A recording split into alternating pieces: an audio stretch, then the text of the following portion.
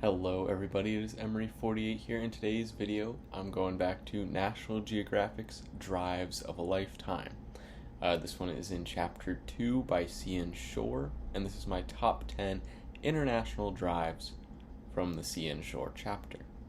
Number 10, Lake Balaton in Hungary. I'm starting this list off with 2 lakeshore drives. Unfortunately, because how the book is structured, the lakeshore drives had a lot less info, so I don't have as much to say about them, which is why they're at the bottom of the list. Lake Balaton finds a place on my list because there are a lot of great lakeshore views and historical sites. If you've watched one of my Drives of a Lifetime videos in the past, you know if there's historical sites along a drive, it's likely going to make it onto my list. Number 9, Lake Vennen in Sweden. This drive goes around the largest freshwater archipelago in the world. Combine this with Viking ship graveyards, and Lake Vennen gets to be on my list at number 9. Now, if there was a full page about this drive with a lot more info, I'm sure that this would have moved up my list, just because of how much interesting stuff was put into the one little paragraph I was given. Coming in at number 8 is Hong Kong's Country Park in China. This is a 10.5-mile drive, which lasts 45 minutes.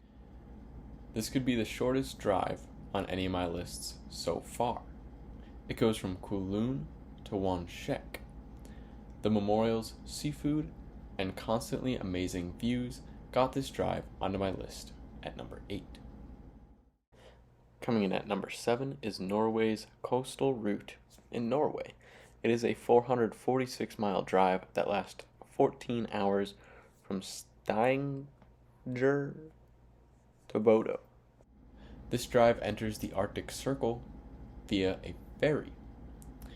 Now I know it is a drives book and you're meant to be driving, but with a lot of great views.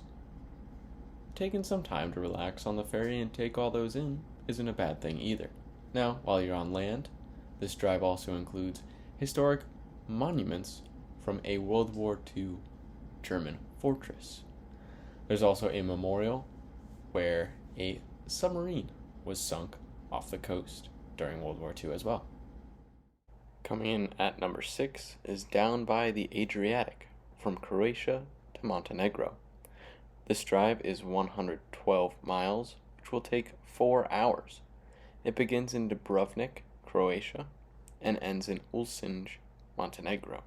This book is about amazing drives and great views, so the fact that all of these drives have that included is not a surprise.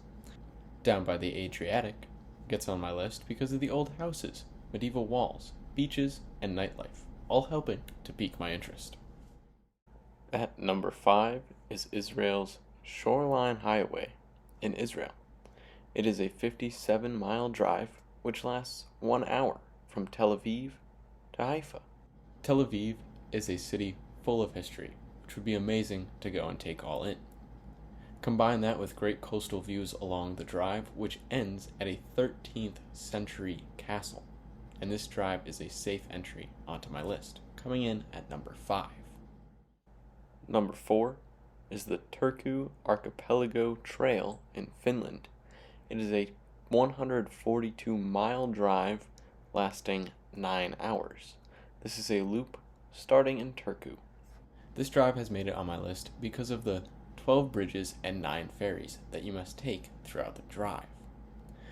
Although I don't know how enjoyable a drive will be when you combine it with the stress of trying to line it up with 9 different ferry times, but it does seem like something unique and you can't get many other places, and would be fun to try. Number 3 is the Pacific Highway in Australia.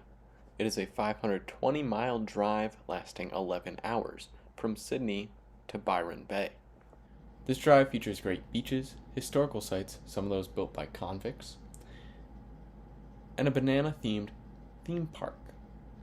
The uniqueness of the key points along this drive bring the Pacific Highway to number 3 on my list. At number 2 is Northern Base Terre in Guadalupe. It is a 93-mile drive lasting 3 hours. This is a loop from Pointe a Pitre.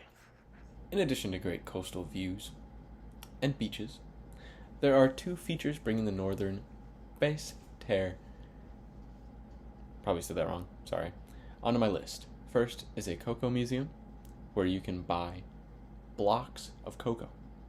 Very cool. The other is a rum distillery and museum, which houses artifacts that were used to make rum in the past.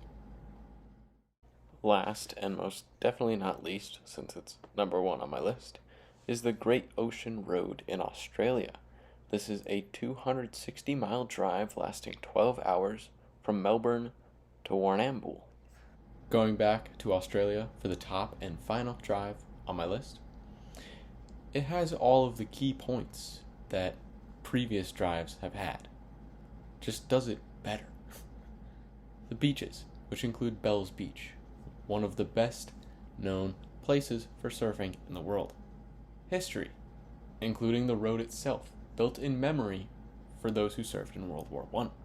Coastal views, most notably the 12 Apostles, which you can see from the road itself. And a major metropolitan area at the beginning, Melbourne, which you can enjoy before the drive even begins. Now, we got to number 1, so that's all I have for my list. Thank you everyone so much for watching, and I hope you enjoyed hearing about the drives on this list. Thank you again, and I hope you have a wonderful rest of your day.